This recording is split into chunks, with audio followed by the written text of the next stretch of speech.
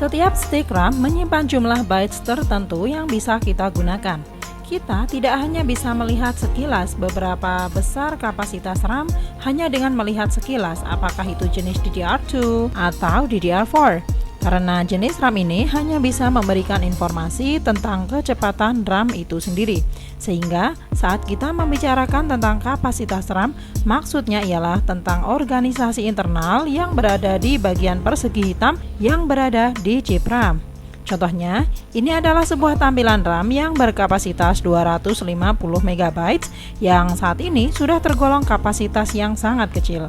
RAM diproduksi berbentuk persegi dan ketika memproduksi kapasitas yang lebih besar lagi, maka RAM ini dibuat ganda di setiap sisinya.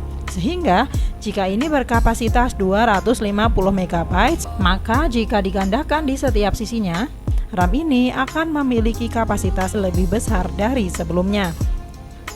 Kapasitas RAM selanjutnya ialah memiliki kapasitas sebesar 1 GB, 4 GB, 16 GB, 32 GB, dan seterusnya.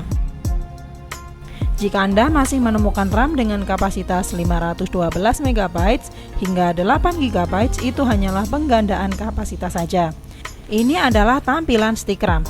Jika saya balik, maka tidak ada stick RAM di sisi belakangnya. Nah, inilah yang disebut dengan single-sided memory.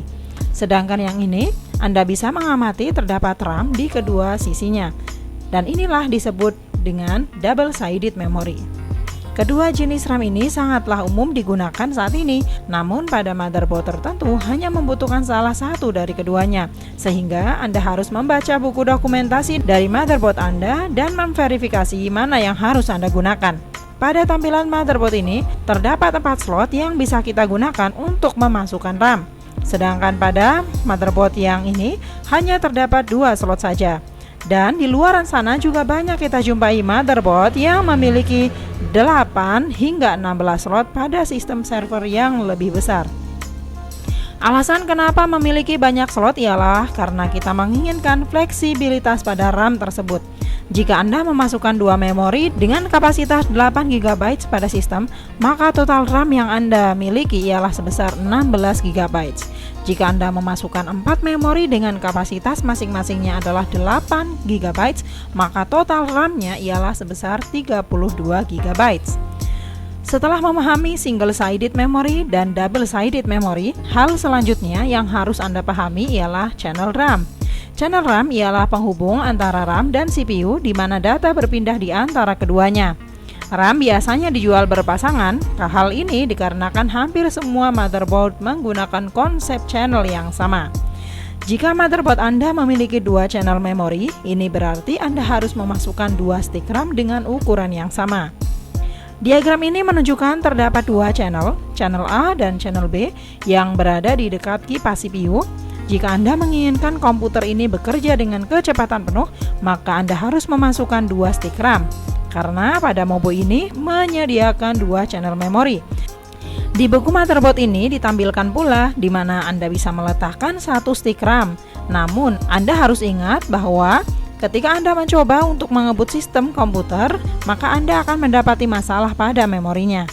Dan pada gambar selanjutnya, kita bisa amati pula di mana kita harus meletakkan 2 stick RAM ke 2 slot yang sama. Jangan memasukkan ke slot yang berbeda karena komputer bisa jadi tidak akan menyala. Atau Anda ingin memasukkan 4 stick RAM ke 4 slot malah akan lebih mudah dan lebih baik. Sehingga pada satu channel, pastikan Anda memiliki RAM dengan kecepatan dan kapasitas yang sama. Anda bisa saja memasukkan RAM ke channel lainnya hanya dengan RAM yang berukuran sama. Misalnya, Anda memasukkan 2 stick yang masing-masing berukuran 8 GB di slot ini, sehingga jumlah dari ukuran RAM ialah 16 GB. Anda bisa memasukkan 2 stick RAM lagi dengan kapasitas yang sama pada channel yang berbeda, misalnya dengan ukuran 4 GB dan jumlahnya jadi 8 GB. Jadi, jumlah total dari ukuran RAM di sini menjadi 8 GB ditambah 16 GB, yaitu sejumlah 24 GB. Jika kita keluarkan 2 stick RAM 8 GB dan kita masukkan masing-masingnya 16 GB, maka total ukuran RAM menjadi 40 GB. Secara garis besarnya, Anda harus benar-benar paham berapa jumlah slot dan channel yang berada di motherboard. Dan lagi, Anda bisa melihat buku dokumentasi dari motherboard Anda untuk mengetahui secara pasti jenis RAM apa yang cocok dan berapa kapasitas memori yang bisa Anda masukkan ke sistem komputer. Nah, itulah tadi penjelasan detail mengenai kapasitas RAM. Di video selanjutnya, Anda akan mempelajari tentang fitur-fitur RAM. See you in the next video.